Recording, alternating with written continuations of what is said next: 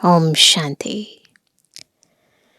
कल्प के संगम युगे शिव बाबा परम शिक्षक बनकर हमें सृष्टि रंगमंच पर पढ़ाई पढ़ना भी सिखाते हैं, पढ़ाई पढ़ाना भी सिखाते हैं, माया के साथ लड़ाई लड़ना भी सिखाते हैं और इस दुनिया के अंदर ऐसी कमाई करना भी सिखाते हैं जिससे हम पद्मा पदम पति बन जाएं। परंतु इस कमाई में, इस लड़ाई में और इस पढ़ाई में जो सबसे मुख्य बात है वो है अच्छी रीति। यानी जब आत्मा अपने को बिंदु यथार्थ रीति समझकर, यानी हम जो हैं जैसे हैं वैसे समझकर अपने पिता परमात्मा के समक्ष उसकी याद में बैठती हैं, तब यथार्थ रीति पढ़ाई होती है, तब यथार्थ रीति कमाई और फिर माया की लड़ाई में हमारी विजय होती है। तो मुख्य धारणा बाबा की याद से हमारे अंदर आती है पवित्रता की, दिव्यता की, और उसके आधार से जो विभिन्न दिव्य गुण आत्मा में समाहित होते हैं उसके कारण इस संपूर्ण सृष्टि के अंदर एक संपूर्ण दिव्य दुनिया, नवीन दुनिया बन जाती है। तो आज की मुरली हमें कैसे ये पढ़ाई पढ़नी है और इस पढ़ाई की सही रीति क्या है बहुत ही गहराई से समझा रही है। सुनते हैं प्यारे बाबा के मधुर महावाक्य। आज है 27 नवंबर 2025। बाबा के महावाक्य हैं, मीठे बच्चे, बाप जो पढ़ाते हैं उसे अच्छी रीति पढ़ो तो 21 जन्मों के लिए सोर्स ऑफ इनकम हो जाएगी, सदा सुखी बन जाएंगे। प्रश्न है, तुम बच्चों के अतीन्द्रिय सुख का गायन क्यों है?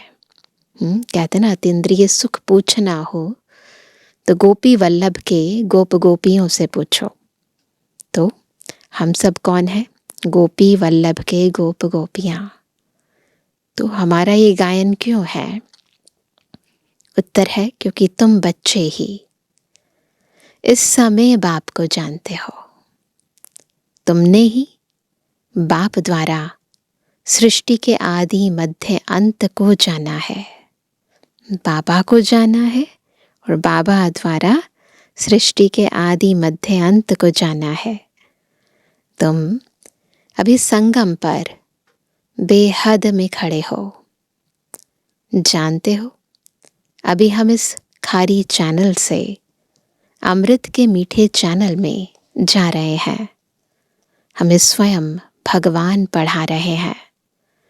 ऐसी खुशी ब्राह्मणों को ही रहती है, इसलिए अतीन्द्रिय सुख तुम्हारा ही गाया हुआ है संपूर्ण सृष्टि के अंदर। और कोई मनुष्य आत्मा न ब्रह्मा तन के अंदर विराजमान शिव बाबा को न जान सकी, न पहचान सकी और न उसके द्वारा सृष्टि के आदि मध्य अंत का राज जान सकी।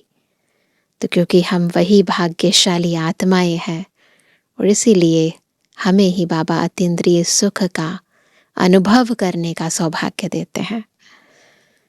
ओम शांति। रूहानी बेहद का बाप रूहानी बेहद के बच्चों प्रति समझा रहे हैं। समझ रहे हैं ना सभी हम? बाबा के रूहानी बेहद के बच्चे, यानी अपनी मत दे रहे हैं। यह तो जरूर समझते हो कि हम जीव आत्माएं हैं, परंतु निश्चय तो अपने को आत्मा करना है ना। यह कोई हम नया स्कूल नहीं पढ़ते हैं। हर 5000 वर्ष बाद पढ़ने आते हैं। पहली बार ये स्कूल नहीं खुला है, हर 5000 वर्ष के बाद ये स्कूल खुलता है और हम पढ़ते हैं। बाबा पूछते हैं ना, आगे कभी पढ़ने आए हो? तो सब कहते हैं हम हर 5000 वर्ष बाद पुरुषोत्तम संगम युगे बाबा के पास आए हैं, है ना। हर 5000 वर्ष के बाद बाबा के पास हम आते हैं, और हर 5000 वर्ष के बाद बाबा ऐसे ही हम रूहों के लिए ये रूहानी विश्वविद्यालय खोलते हैं। तो बाबा कहते हैं हम हर 5000 वर्ष बाद पुरुषोत्तम संगम युगे बाबा के पास आते हैं। यह तो याद होगा ना, कि यह भी भूल जाते हो। स्टूडेंट को स्कूल तो ज़रूर याद आएगा ना। एम ऑब्जेक्ट तो एक ही है। जो भी बच्चे बनते हैं, फिर 2 दिन का बच्चा हो या पुराना हो, परंतु एम ऑब्जेक्ट एक है। कोई को भी घाटा नहीं हो सकता। पढ़ाई में इनकम है। वह भी ग्रंथ बैठ पढ़कर सुनाते हैं गुरुद्वारों में, तो कमाई होती है। झट शरीर निर्वाह निकल आएगा। साधु बना, 1-2 शास्त्र बैठ सुनाया, इनकम हो जाएगी। अभी यह सब सोर्स ऑफ इनकम है। हर एक बात में इनकम चाहिए ना। जब तक कुछ प्राप्ति नहीं होती, तब तक इंसान वैसे भी कुछ नहीं करता। पैसे हैं तो कहाँ भी घूम फिर आओ। तुम बच्चे जानते हो, बाबा हमको बहुत अच्छी पढ़ाई पढ़ाते हैं, जिससे 21 जन्मों की इनकम मिलती है। यह इनकम ऐसी है जो हम सदा सुखी बन जाएंगे, कभी बीमार नहीं होंगे, सदा अमर रहेंगे। यह निश्चय करना होता है। ऐसे ऐसे निश्चय रखने से तुमको उल्लास आएगा। इसीलिए निश्चय है तो नशा चढ़ेगा, निश्चय नहीं है तो बस ऊपर ऊपर से पढ़ेंगे, नशा नहीं चढ़ेगा। नहीं तो कोई ना कोई बात में घुटका आता रहेगा। अंदर में सिमरण करना चाहिए। हम बेहद के बाप से पढ़ रहे हैं, ये सिमरण करना चाहिए। भगवान वाच, यह तो गीता है। गीता का युग आता है ना। सिर्फ भूल गए हैं, यह है 5वां युग। यह संगम बहुत छोटा है। वास्तव में चौथाई भी नहीं कहेंगे। परसेंटेज लगा सकते हैं, बाकी युगों की कंपैरिजन में चौथाई भी नहीं है। सो भी आगे चल बाप बतलाते रहेंगे। कुछ तो बाप के बतलाने की भी नोंद है ना। तुम सभी आत्माओं में पाठ की नोंद है, जो रिपीट हो रही है। तुम जो सीखते हो वह भी रिपीटिशन है ना। रिपीटिशन के राज का तुम बच्चों को मालूम हुआ है। जब हम लिखते हैं ये ड्रामा हू बहू रिपीट हो रहा है, तो ये राज हम ही समझ सकते हैं। कदम कदम पर पाठ बदलता जा रहा है। बाबा का भी पाठ बदलता जा रहा है, और बदलता हुआ हम देख भी रहे हैं। ये हमारा सौभाग्य है कि कब बाबा साकार में आते थे, फिर अव्यक्त बाप दादा आए, और अब बाबा के मिलने की विधि बदल चुकी है। तो बाबा कहते हैं कि 1 सेकंड न मिले दूसरे से, जू मिसल टिक टिक चलती रहती है। टिक हुई, सेकंड पास हुआ। अभी तुम बेहद में खड़े हो। दूसरा कोई भी मनुष्य मात्र बेहद में नहीं खड़ा है, वो सब हदों में खड़े हैं। हम बिल्कुल संगम युग पर खड़े हैं। बेहद के दृष्टिकोण से संपूर्ण सृष्टि रंगमंच को देख रहे हैं। कौन सा टाइम चल रहा है और कौन सा आने वाला है। कोई को भी बेहद की अर्थात आदि मध्य अंत की नॉलेज नहीं है।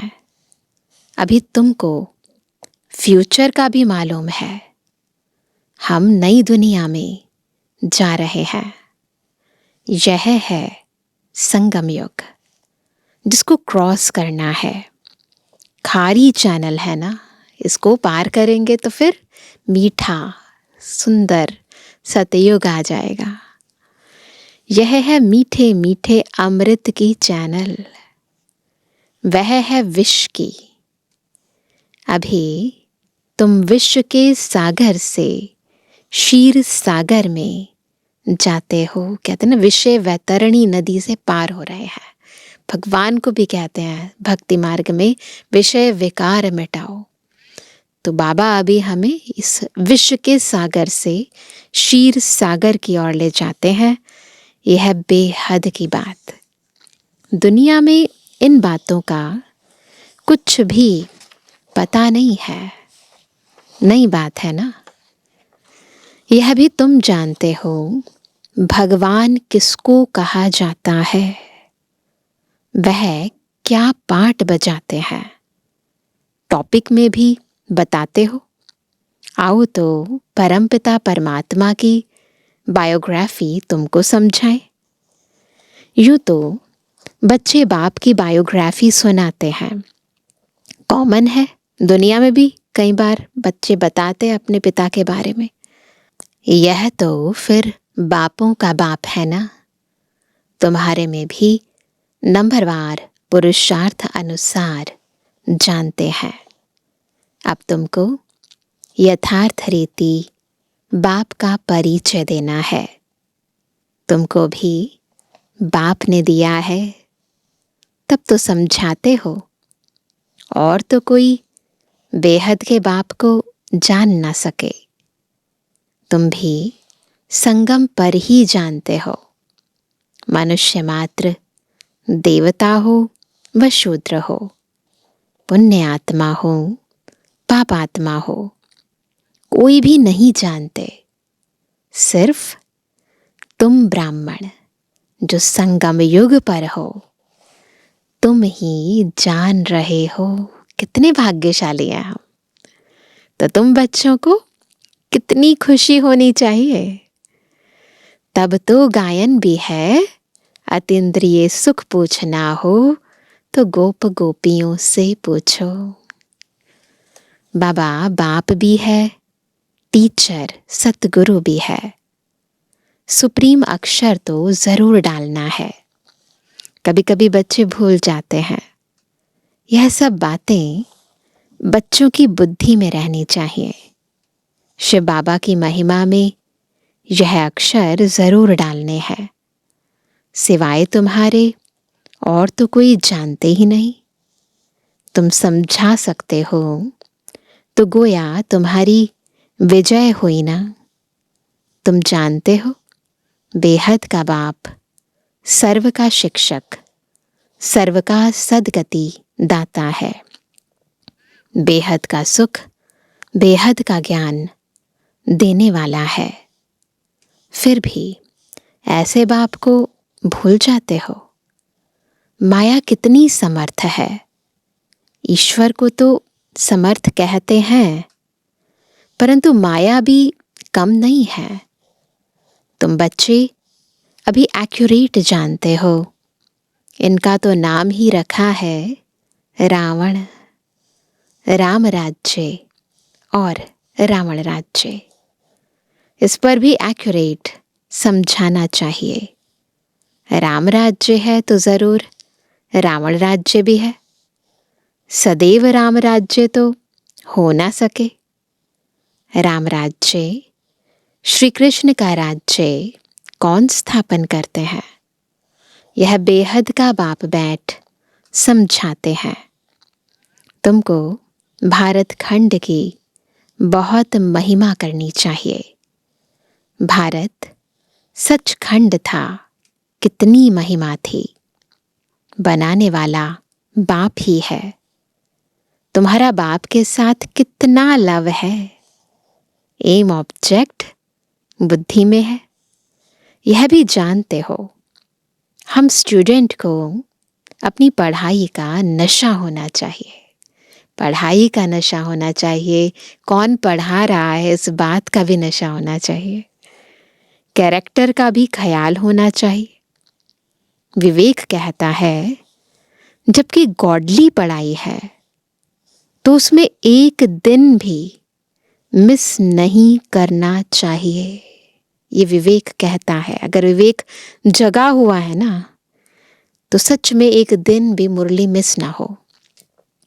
और टीचर के आने बाद लेट भी नहीं पहुंचना चाहिए। अगर सच में मुरली का और मुरली धारण करने वाले हमारे टीचर का रिगार्ड रखते हैं, तो लेट नहीं पहुंचना चाहिए। टीचर के बाद आना यह भी एक इंसल्ट है। स्कूल में भी पिछाड़ी में आते हैं तो उनको टीचर बाहर में खड़ा कर देते हैं। बाबा अपने छोटेपन का मिसाल भी बताते हैं। सबका अनुभव है ना। हमारा टीचर तो बहुत सख्त था, अंदर आने भी नहीं देता था। ब्रह्मा बाबा बता रहे हैं, यहाँ तो बहुत है जो देरी से आते हैं। सर्विस करने वाला सपूत बच्चा जरूर बाप को प्यारा लगता है ना। अभी तुम समझते हो, आदि सनातन देवी देवता धर्म तो यह था ना। इनका धर्म कब स्थापन हुआ, जरा भी किसकी बुद्धि में नहीं है। तुम्हारी बुद्धि से भी घड़ी घड़ी खिसक जाता है। तुम अभी देवी देवता बनने के लिए पुरुषार्थ कर रहे हो। कौन पढ़ा रहे हैं? खुद परमपिता परमात्मा। तुम समझते हो, हमारा यह ब्राह्मण कुल है, डिनाइस्टी नहीं होती है। यह है सर्वोत्तम ब्राह्मण कुल। बाप भी सर्वोत्तम है ना। ऊंच ते ऊंच है तो जरूर उनकी आमदनी भी ऊंची होगी। उनको ही श्री श्री कहते हैं। तुमको भी श्रेष्ठ बनाते हैं। बाबा श्री श्री है और हमें बनाते श्री यानी श्रेष्ठ हैं। तुम बच्चे ही जानते हो कि हमको श्रेष्ठ बनाने वाला कौन है, और कुछ भी नहीं समझते। तुम कहेंगे हमारा बाप, बाप भी है और क्या है, टीचर भी है, सतगुरु भी है ना। बिल्कुल, बाबा हमें पढ़ाते भी हैं, वरदानों से हमारी झोली भरते भी हैं और हमारी पालना भी करते हैं। तो बाबा कहते हैं पढ़ा रहे हैं, हम आत्माएं हैं। हम आत्माओं को बाप ने स्मृति दिलाई है। तुम हमारी संतान हो, ब्रदरहुड है ना। बाप को याद भी करते हैं, समझते हैं वह निराकारी बाप है, तो जरूर आत्मा को भी निराकार ही कहेंगे। आत्मा ही एक शरीर छोड़ दूसरा लेती है, फिर पाठ बजाती है। मनुष्य फिर आत्मा के बदले अपने को शरीर समझ लेते हैं। मैं आत्मा हूं यह भूल जाते हैं। मैं कभी भूलता नहीं हूं, शिव बाबा कभी नहीं भूलते। तुम आत्माएं सभी हो सालीग्राम। मैं हूं परम पिता माना परम आत्मा। उनके ऊपर कोई दूसरा नाम नहीं है। उस परम आत्मा का नाम है शिव। हो तुम भी ऐसे ही आत्मा, परंतु तुम सब सालीग्राम हो। शिव के मंदिर में जाते हो, वहां भी सालीग्राम बहुत रखते हैं। शिव की पूजा करते हैं तो सालीग्राम की भी साथ में करते हैं ना, क्योंकि हमने बाबा के साथ मिलकर सेवा की है ना विश्व की। तब बाबा ने समझाया था कि तुम्हारी आत्मा और शरीर दोनों की पूजा होती है। वह कई बार कहते हैं ना, तुम्हारी तो डबल पूजा होती है, मेरी तो सिंगल पूजा होती है। हमारी तो सिर्फ आत्मा की ही होती है, शरीर है नहीं। तुम कितना ऊंच बनते हो। बाबा को तो खुशी होती है ना। बाप गरीब होता है, बच्चे पढ़कर कितना चढ़ जाते हैं, क्या से क्या बन जाते हैं, है ना। कोई भी माता पिता है दुनिया में भी अपने बच्चे को जब ऊपर उठता हुआ देखते हैं तो उन्हें बहुत खुशी होती है। तो पापा भी कहते हैं मेरी तो सिंगल पूजा होती है, तुम्हारी डबल पूजा होती है, तो मुझे देखकर बहुत खुशी होती है ना। बच्चे मुझसे भी आगे है ना बढ़ जाते हैं। तो क्या से क्या बन जाते हैं। बाप भी जानते हैं तुम कितने ऊंच थे, अब कितने ऑर्फन बन गए हो। बाप को ही नहीं जानते, अभी तुम बाप के बने हो तो सारे विश्व के मालिक बन जाते हो। बाप कहते हैं मुझे कहते ही हो हेवनली गॉड फादर। यह भी तुम जानते हो अभी स्वर्ग की स्थापना हो रही है। ये बात और कोई भी नहीं जानते कि कैसे शिव बाबा इस सृष्टि पर जब कलयुग है सारी दुनिया के अंदर, तब एक नया युग स्थापन करके एक नए सतयुगी सृष्टि की स्थापना करने के लिए इतना पुरुषार्थ हम बच्चों से करा रहे हैं। तो बाबा कहते हैं यह भी तुम जानते हो अभी स्वर्ग की स्थापना हो रही है। वहां क्या क्या होगा यह सिवाय तुम्हारे और कोई की बुद्धि में नहीं है। बाबा ने हमें दिव्य बुद्धि देकर भविष्य का दिग्दर्शन कराया है ना। वंडरफुल बात। बाबा कहते हैं तुम्हारी बुद्धि में है कि हम विश्व के मालिक थे, अब बन रहे हैं। प्रजा भी ऐसे कहेगी ना कि हम मालिक हैं। यह बातें तुम बच्चों की ही बुद्धि में है, तो खुशी रहनी चाहिए ना।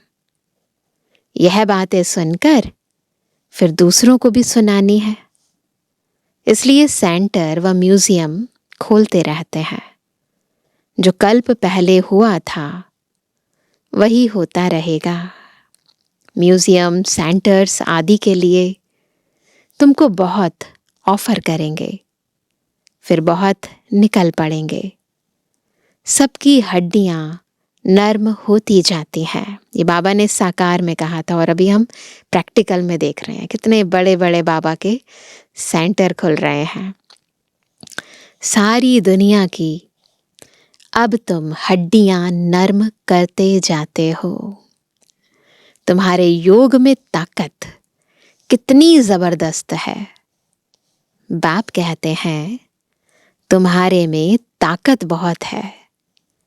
भोजन तुम योग में रहकर बनाओ, खिलाओ तो बुद्धि इस तरफ खींचेगी। भक्ति मार्ग में तो गुरुओं का झूठा भी खाते हैं, पैर धोकर भी पीते हैं पानी। तुम बच्चे समझते हो भक्ति मार्ग का विस्तार तो बहुत है, उनका वर्णन नहीं कर सकते। यह बीज वह झाड़, ये तो बीज है वो तो झाड़ है। बहुत विस्तार है भक्ति का।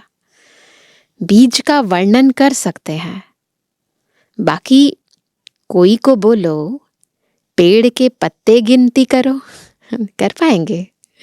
तो कर नहीं सकेंगे। अथाह पत्ते होते हैं, बीज में तो पत्ते की निशानी दिखाई नहीं पड़ती है। वंडर है ना। इनको भी कुदरत कहेंगे।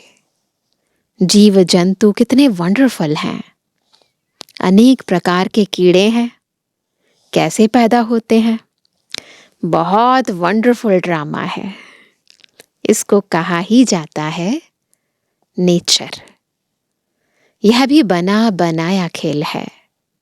सतयुग में क्या क्या देखेंगे, वह भी नई चीजें ही होंगी। एवरीथिंग न्यू होता है। मोर के लिए तो बाबा ने समझाया है, उनको भारत का नेशनल बर्ड कहते हैं, क्योंकि श्री कृष्ण के मुकुट में मोर का पंख दिखाते हैं, पवित्रता की निशानी दिखाते हैं। मोर और डल खूबसूरत भी होते हैं, गर्भ भी आंसू से होता है, इसलिए नेशनल बर्ड कहते हैं। पवित्रता से उत्पत्ति होती है। ऐसे खूबसूरत पक्षी विलायत के तरफ भी होते हैं। अब तुम बच्चों को सारे सृष्टि के आदि मध्य अंत का राज समझाया है, जो और कोई नहीं जानते। हम खास है ना, इसलिए हम ही जानते हैं, हम ही बाबा आते हैं खास पढ़ाने। बोलो, हम आपको परमपिता परमात्मा की बायोग्राफी बताते हैं। रचता है तो जरूर उनकी रचना भी होगी। उनकी हिस्ट्री, जियोग्राफी हम जानते हैं। ऊंच ते ऊंच बेहद के बाप का क्या पार्ट है, यह हम जानते हैं। दुनिया तो कुछ भी नहीं जानती। यह बहुत छी दुनिया है। इस समय खूबसूरती में भी मुसीबत है। कोई ब्यूटीफुल होता है ना तो बहुत प्रॉब्लम हो जाती है। बच्चियों को देखो कैसे कैसे भगाते रहते हैं दुनिया के अंदर। पापा कहते बच्चियों को देखो कैसे कैसे भगाते रहते हैं। तुम बच्चों को इस विकारी दुनिया से तो नफरत होनी चाहिए। यह छी दुनिया, छी शरीर है। हमको तो अब बाप को याद कर अपनी आत्मा को पवित्र बनाना है। बस यही धुन लगी रहे कि हमें पवित्र बनना है। हम सतो प्रधान थे, सुखी थे, अभी तमु प्रधान बने हैं तो दुखी हैं, फिर सतो प्रधान बनना है। यही चिंता लगी रहे कि कैसे हमें संपूर्णता की ओर बढ़ना है, सतो प्रधान बनना है। तुम चाहते हो हम पतित से पावन बने। भल गाते भी हैं पतित पावन, परंतु नफरत कुछ भी नहीं आती है ना। खुद से, विकारों से, पुरानी दुनिया से बाबा कहते नफरत तो आती नहीं है। जब तक वैराग्य नहीं आता ना तब तक पुरुषार्थ सही चलता नहीं है। क्योंकि वो लगाव, झुकाव, प्रभाव, स्वभाव, वो जंजीरें बार बार आत्मा को अपनी ओर खींचती रहती हैं। तो वैराग्य आना बहुत ज़रूरी है। नफरत आनी चाहिए, घृणा होनी चाहिए इस पुरानी दुनिया से, पुरानी देह से। तो बाबा कहते हैं तुम बच्चे समझते हो यह छी दुनिया है। नई दुनिया में हमको शरीर भी गुल मिलेगा। अभी हम अमरपुरी के मालिक बन रहे हैं। तुम बच्चों को सदैव खुश, हर्षित मुख रहना चाहिए। तुम बहुत स्वीट चिल्ड्रन हो। कौन है हम? Sweet children. बाप 5000 वर्ष बाद उन्हीं बच्चों से आकर मिलते हैं तो जरूर खुशी होगी ना। हम फिर से आए हैं बच्चों से मिलने। हमारे लिए बाबा आए हैं हमसे मिलने। अच्छा मीठे मीठे कहते जवानी बच्चों पे जुबानी बाप दादा का दिल जान सिको प्रेम से नंबरवार पुरुषार्थ अनुसार याद कर। रूहानी बच्चों की रूहानी बाप दादा को गुड मॉर्निंग, नमस्ते नमस्ते नमस्ते। धारणा के लिए मुख्य सार। पहला, हम गॉडली स्टूडेंट हैं, इसलिए पढ़ाई का नशा भी रहे तो अपने कैरेक्टर्स पर भी ध्यान हो। एक दिन भी पढ़ाई मिस नहीं करनी है। देर से क्लास में आकर टीचर की इंसल्ट नहीं करना है। दूसरा, इस विकारी छी दुनिया से नफरत रखनी है। बाप की याद से अपनी आत्मा को पवित्र सतो प्रधान बनाने का पुरुषार्थ करना है। सदैव खुश, हर्षित मुख रहना है। वरदान है होपलेस में भी होप पैदा करने वाले सच्चे परोपकारी संतुष्ट मणि भवा। कौन है सच्चा परोपकारी और संतुष्ट मणि जो होपलेस में भी होप पैदा कर दे। ऐसा व्यक्ति जो पूरी तरह निराश हो गया हो, उसके जीवन में भी आशा के दीप जगा दे। त्रिकालदर्शी बन हर आत्मा की कमजोरी को परखते हुए उनकी कमजोरी को स्वयं में धारण करने या वर्णन करने के बजाय कमजोरी रूपी कांटे को कल्याणकारी स्वरूप से समाप्त कर देना, कांटे को फूल बना देना, स्वयं भी संतुष्ट मणि के समान संतुष्ट रहना और सर्व को संतुष्ट करना। जिसके प्रति सब निराशा दिखाएं, ऐसे व्यक्ति वैसी स्थिति में सदा के लिए आशा के दीपक जगाना अर्थात दिल शिकस्त को शक्तिवान बना देना, ऐसा श्रेष्ठ कर्तव्य चलता रहे तो परोपकारी संतुष्ट मणि का वरदान प्राप्त हो जाएगा। स्लोगन है, परीक्षा के समय प्रतिज्ञा याद आए तब प्रत्यक्षता होगी। पर अक्सर क्या होता है, परीक्षा के टाइम प्रतिज्ञा भूल जाते हैं। इसलिए बाबा कहते हैं प्रत्यक्षता तब होगी कि जब परीक्षा का समय हो, उस समय प्रतिज्ञा याद आए। आज का अव्यक्त इशारा, अशरीरी व विदेही स्थिति का अभ्यास बढ़ाओ। सारे दिन में बीच बीच में 1 सेकंड भी मिले तो बार बार यह विदेही बनने का अभ्यास करते रहो। 2-4 सेकंड भी निकालो, इससे बहुत मदद मिलेगी। नहीं तो सारा दिन बुद्धि चलती रहती है, तो विदेही बनने में टाइम लग जाता है। और अभ्यास होगा तो जब चाहे उसी समय विदेही हो जाएंगे, क्योंकि अंत में सब अचानक होना है। तो अचानक के पेपर में यह विदेहीपन का अभ्यास बहुत आवश्यक है। इसलिए दिन में बार बार जैसे जैसे समय मिले विदेही स्थिति का अभ्यास करते रहना है। अच्छा, ओम शांति।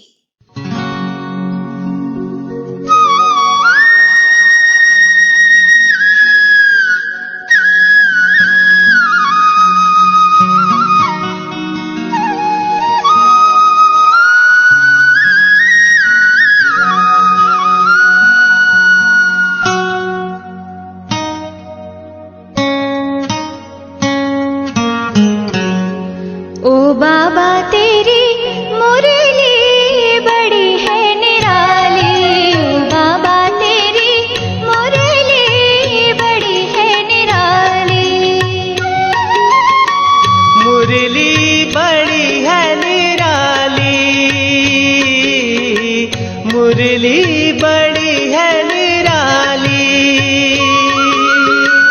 मुरली बड़ी है निराली। ओ बाबा तेरी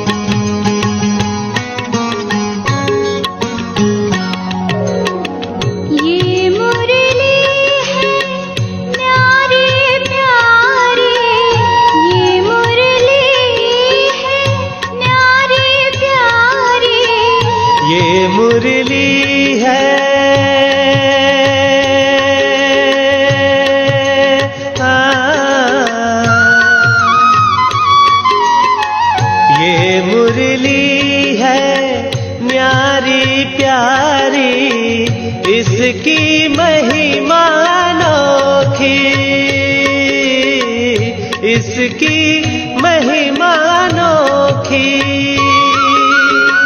ये जादुई छड़ी है ऐसी, ये जादुई छड़ी है पत्थर को पारस करने वाली। ओ बाबा तेरी मुरली बड़ी है निराली, ओ बाबा तेरी मुरली बड़ी है निराली।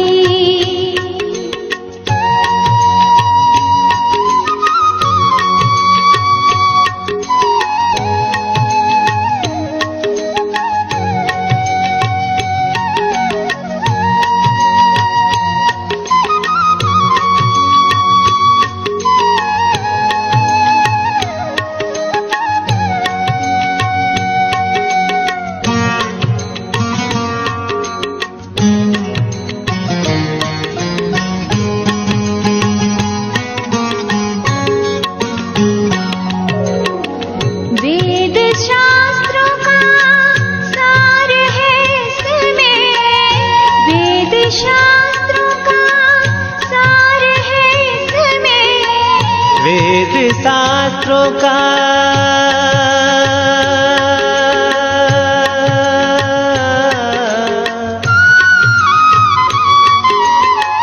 वेद शास्त्रों का सार है इसमें।